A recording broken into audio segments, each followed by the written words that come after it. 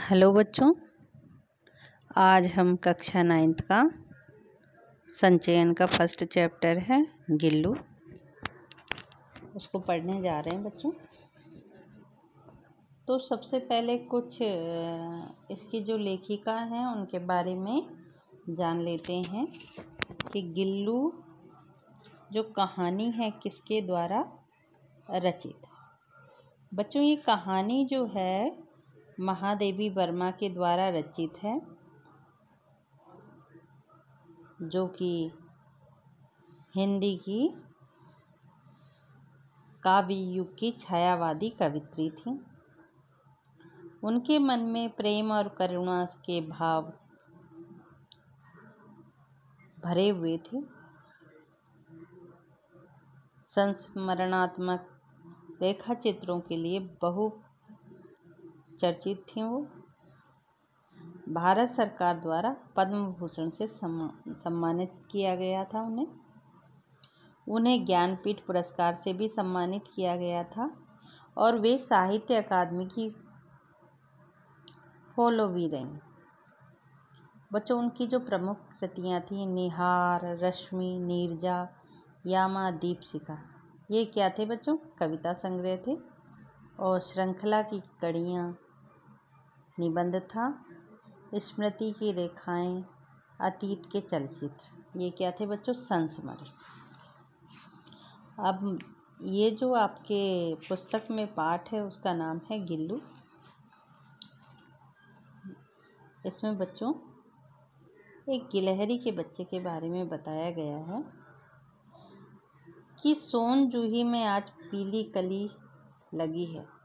इसे देखकर अनायास ही उस छोटे जीव का स्मरण हो आया जो इस लता की सघन हरितिमा में छिपकर बैठता था और मेरे निकट पहुंचते ही कंधों पर कूदकर मुझे चौंका देता था। तब मुझे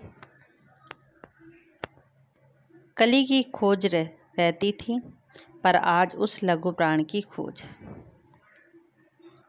बच्चों, यहाँ पे एक जूही शब्द आया है। जूही एक प्रकार का पीला फूल होता है। यहाँ पे एक शब्द आया है बच्चों, अनायास। अनायास मीन्स अचानक। हरितिमा, हरितिमा मीन्स बच्चों हरियाली। लघु प्राण, यहाँ देखिए एक शब्द है लघु प्राण, यानी छोटा जीव। यानी सोन जूही की लता को देखकर उनको उस समय की याद आ गई जब एक छोटा सा जीव उन्होंने इस लता के नीचे देखा था। परंतु वह तो अब तक इस सोन जूही की जड़ में मिट्टी होकर मिल गया होगा। कौन जाने स्वर्णिम कली के बहाने वही मुझे चौंकाने ऊपर आ गया हो। अचानक एक दिन सवेरे कमरे में बरामदे में आकर मैंने देखा 2 कौवे एक गमले के चारों ओर चोंचों से छुआ छुअव्वल बच्चों यहाँ पे शब्द आया है। छुआ छुअव्वल मीन्स होता है छुआ छुअव्वल, यानी चुपके से छुपकर छुप जाना और फिर छूना, जैसे छिपन छिपाई भी कहते। यह काग भुसुंडी भी विचित्र पक्षी हैं, एक साथ समादरित अनादरित। समादरित का मतलब होता है बच्चों आदर का भाव, विशेष आदर, समादरित। और अनादरित मीन्स आदर का अभाव, यानी तिरस्कार, अवमानना। हमारे बेचारे पुरखे न गरुड़ के रूप में आते थे, न मयूर के रूप में, न हंस के रूप में। उन्हें पितृपक्ष में हमसे कुछ पाने के लिए काक बनकर ही अवतीर्ण मीन्स बच्चों पैदा होना भी कह सकते हैं, प्रकट होना भी कह सकते हैं। इतना ही नहीं, हमारे दूरस्थ प्रियजनों को भी अपने आने का मधुर संदेश इन्हें कर्कश स्वर में ही सुनाई पड़ता था। दूसरी ओर हमें कौवा और काँव काँव करने को अवमानना के अर्थ में भी प्रयुक्त किया जाता। कर्कश मीन्स बच्चों होता जो कड़वा स्वर, कड़वा खाने वाला नहीं, कटु, जो कानों को अच्छा न लगे, उसे कहते हैं कर्कश।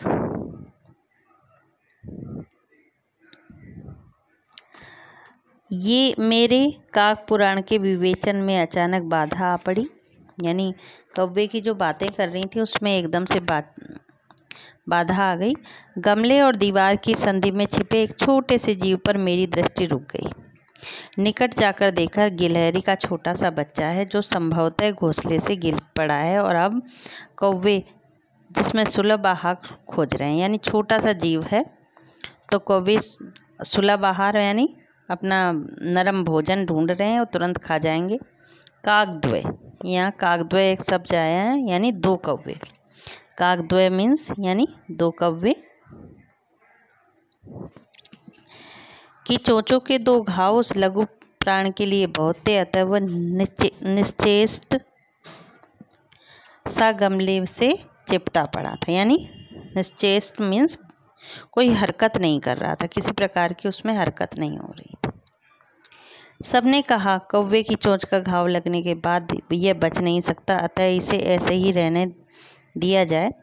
परंतु मन नहीं माना। उसे होले से उठाकर अपने कमरे में ले आई। फिर रुई से रक्त पोंछकर घाव पर पेनिसिलिन का मलहम लगाया। रुई की पतली बत्ती दूध में भिगोकर जैसे जैसे उस नन्हे से मुंह में लगाई,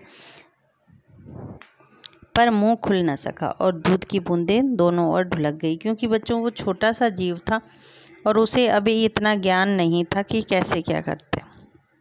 तो महादेवी वर्मा जो दूध कोशिश कर रही थी तो मुंह के दोनों तरफ वो गिरने लग गया था। कई घंटे के उपचार के उपरांत उसके मुंह में एक बूंद पानी टपकाया जा सका। तीसरे दिन वो इतना अच्छा अस्वस्थ मीन्स बच्चों निश्चित, यहाँ पर शब्द आया आश्वस्त, निश्चिंत हो गया कि मेरी उंगली अपने दो नन्हे पंजों से पकड़कर नीले कांच के मोतियों जैसी आंखों से इधर उधर देखने लगा। 3-4 मास उसके स्निग्ध रुवें, स्निग्ध मीन्स जैसे चिकना नहीं होता उसको कहते हैं स्निग्ध, रुवें, झब्बेदार पूंछ और चंचल चमकीली आंखें सबको विस्मित करने लगी। विस्मित मीन्स बच्चों आश्चर्यचकित करने लगी। वहीं 2 वर्ष पूर्व गिल्लू का घर्रा वह स्वयं हिलाकर अपने घर में झूलता और अपनी कांच के मनकोसी आंखों के कमरे के भीतर और खिड़की के बाहर न जाने क्या देखता समझता रहता, परंतु उसकी समझदारी और कार्यकलाप पर सबको आश्चर्य होता। यानी सब जो कार्य वो गिल्लू करता था, गिलहरी का बच्चा, तो सब देखकर उससे आश्चर्यचकित हो जाते थे कि क्या गिलहरी के बच्चे इस तरह से भी कर सकते हैं।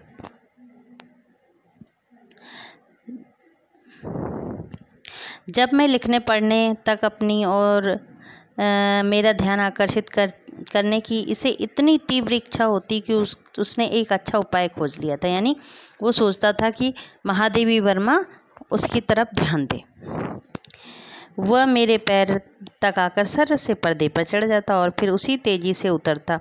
उसका ये दौड़ने का क्रम तब तक चलता रहता जब तक मैं उसे पकड़ने के लिए ना उठती। कभी मैं गिल्लू को पकड़कर एक लंबे लिफाफे में इस प्रकार रख देती कि उसके अगले 2 पंजों और सिर के अतिरिक्त सारा लघुगात मीन्स छोटा शरीर, लघुगात यानी छोटा शरीर लिफाफे के भीतर बंद रहता। इस अद्भुत स्थिति में कभी कभी घंटों मेज पर दीवार के सहारे खड़ा रहकर वह अपनी चमकीली आंखों से मेरा कार्यकलाप देखता रहता। यानी जो महादेवी वर्मा जो काम करती रहती थी वो सारा वो उस लिफाफों में से अपनी गर्दन को, अपनी आंखों को निकाल कर देखता रहता था, उसमें अंदर बैठे बैठे। भूख लगने पर चिक करके मानो मुझे सूचना देता। काजू या बिस्किट मिल जाने पर उसी स्थिति में लिफाफे से बाहर वाले पंजों से पकड़कर उसे कुतरता। यानी जब वो लिफाफे में बैठा रहता तो आवाज़ करता था कि भाई भूख लगी, इशारा देता था, और अपने पंजों से वो जो भी उसे मिलता बिस्किट और काजू, क्योंकि काजू जो होता है गिलहरी का प्रिय भोजन होता, उसे कुतरता। फिर गिल्लू के जीवन का प्रथम बसंत आया। नीम चमेली की गंध मेरे कमरे में होले होले आने लगी।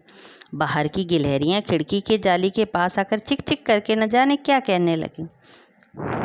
गिल्लू की जाली के पास बैठकर अपनेपन से बाहर झांकते देखकर मुझे लगा कि इसे मुक्त करना आवश्यक है। मैंने कीले निकालकर जाली का एक कोना खोल दिया। इस मार्ग से गिल्लू ने बाहर जाने पर सचमुच ही मुक्ति की सांस ली। इतने छोटे जीव को घर में पले कुत्ते बिल्लियों से बचाना भी एक समस्या थी। यानी वो बाहर जाकर गिलहरियों के साथ खेलने लगा। उसके लिए महादेवी वर्मा ने अपनी खिड़की की जाली खोल दी। आवश्यक कागज पत्रों के कारण मेरे बाहर जाने पर कमरा बंद ही रहता है। मेरे कॉलेज से लौटने पर जैसे ही कमरा खोला गया और मैंने भीतर पैर रखा, वैसे गिल्लू अपनी जाली के द्वार से भीतर आकर मेरे पैरों से सिर और सिर से पैर तक दौड़ने लगता। तब से ये नित्य क्रम हो गया।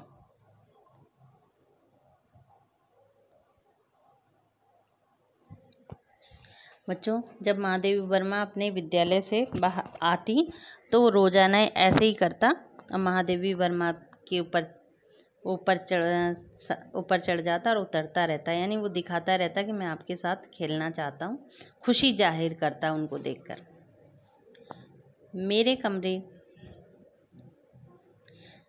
के बाहर जाने पर गिल्लू भी खिड़की की खुली जाली की राह बाहर चला जाता और दिन भर गिलहरियों के झुंड का नेता बना हर डाल पर उछलता कूदता रहता। ठीक 4 बजे वो खिड़की से भीतर आकर अपने झूले में झूलने लगता। मुझे चौंकाने की इच्छा उसमें न जाने कब कैसे उत्पन्न हो गई। कभी फूलदान के फूलों में छिप जाता, कभी पर्दे की चुन्नट में और कभी सोनजूही की पत्तियों।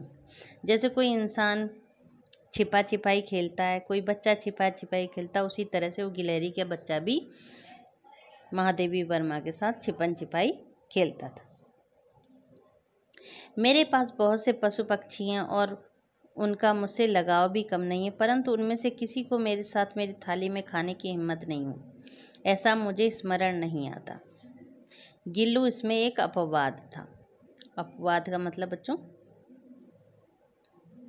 जो नियम बनाए जाते हैं उसके विरुद्ध जो काम हो जाता है उसे कहते हैं अपवाद।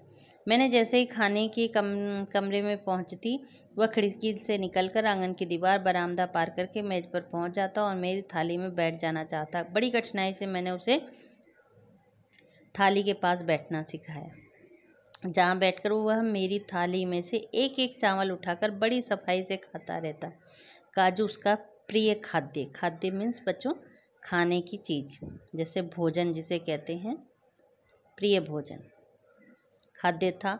और कई दिन काजू न मिलने पर वह अन्य खाने की चीज़ें या तो लेना बंद कर देता या झूले में से नीचे फेंक देता था। उसी बीच मुझे मोटर दुर्घटना में आहत होकर कुछ दिन अस्पताल में रहना पड़ा। उन दिनों जब मेरे कमरे का दरवाज़ा खोला जाता, गिल्लू अपने झूले से उतरकर दौड़ता और फिर किसी दूसरे को देखकर उसी तेजी से अपने घोंसले में जा बैठता। यानी वो देखता कि महादेवी वर्मा नहीं है, दूसरे को देखकर वापस चला जाता। सब उसे काजू दे आते, परंतु अस्पताल से लौटकर जब मैंने उसके झूले की सफाई की तो उसने काजू भरे मिले, जिससे ज्ञात होता है कि वह उन दिनों अपना प्रिय खाद्य कितना कम खा रहा था। यानी वो भी महादेवी वर्मा का विरह समझ रहा था, वियोग समझ रहा था। वो नहीं है तो उसका भी मन नहीं लगता था, इसलिए वो भोजन भी नहीं करता था। मेरी अस्वस्थता में वह तकिए पर सिरहाने बैठकर अपने नन्हे नन्हे पंजों से सिर और बालों को इतने होले होले से सहलाता रहता, उसका हटना एक परिचारिका के हटने के समान लगता था। परिचारिका बच्चों सेविका को कहते हैं, जो सेवा करने वाली होती है उसे परिचारिका कहा जाता है।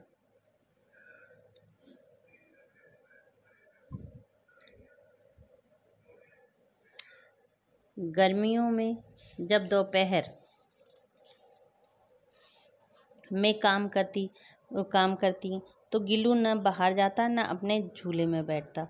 उसमें मेरे निकट रहने के साथ गर्मी से बचने का भी सर्वथा नया उपाय खोज निकाल रखा था। वो मेरे पास रखी सुराही पर लेट जाता, इस प्रकार समीप भी रहता और ठंडक में भी रहता। गिलहरियों के जीवन की अवधि 2 वर्ष से अधिक नहीं होती, अतः गिल्लू की जीवन यात्रा का अंत आ गया। दिन भर उसने कुछ न खाया न बाहर गया। रात में अंत की यातना में भी वह अपने झूले से उतरकर मेरे बिस्तर पर आया। ठंडे पंजों से मेरी वही उंगली पकड़कर हाथ से चिपक गया जिसे उसने अपने बचपन की मरणासन मीन्स बच्चों जब मृत्यु के निकट जाते हैं उसे मरणासन कहा जाता है, मरने की स्थिति के में पकड़ा था। पंजे इतने ठंडे हो रहे थे कि मैंने जाकर हीटर जलाया, उसे उष्णता यानी गर्मी देने का प्रयत्न किया, परंतु प्रभात की प्रथम किरण के स्पर्श के साथ ही वह किसी और जीवन में जागने के लिए सो गया। उसका झूला उतार कर रख दिया गया और खिड़की की जाली बंद कर दी गई, परंतु गिलहरियों की नई पीढ़ी जाले के उस पार चिक चिक करती ही रहती और सोन जूही पर बसंत आता ही रहता है। सोन जूही की लता के नीचे गिल्लू की समाधि दी गई, इसलिए भी उसे वह लता सबसे अधिक प्रिय थी। इसलिए भी कि उस लघुगात का किसी बसंती दिन जूही के पीताब मीन्स पीले रंग छोटे फूल में खिल जाने का विश्वास है मुझे संतोष देता है। यानी ये एक बच्चों स्मृति थी जो कि महादेवी वर्मा ने शेयर की। और इस तरह बच्चों आपका जो चैप्टर समाप्त होता है।